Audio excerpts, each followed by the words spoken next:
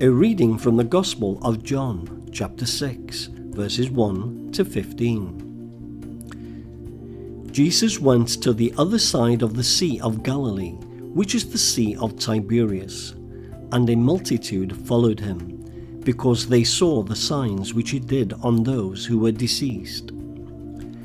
Jesus went up into the hills, and there sat down with his disciples. Now the Passover, the feast of the Jews, was at hand. Lifting up his eyes, then, and seeing that a multitude was coming to him, Jesus said to Philip, "How are we to buy bread so that these people may eat?" This he said to test him, for he himself knew what he would do. Philip answered him, 200 denarii would not buy enough bread for each of them to get a little. One of his disciples, Andrew, Simon Peter's brother, said to him, "There is a lad here who has 5 barley loaves and 2 fish. But what are they among so many?" Jesus said, "Make the people sit down."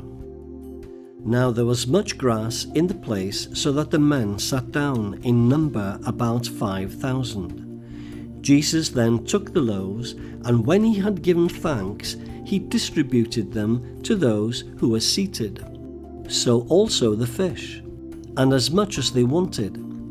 And when they had eaten their fill, he told the disciples, "Gather up the fragments left over, that nothing may be lost."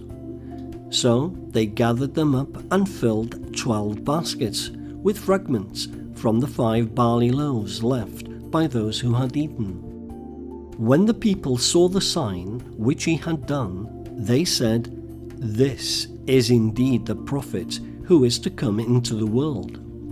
Perceiving then that they were about to come and take him by force to make him king, Jesus withdrew again to the hills by himself.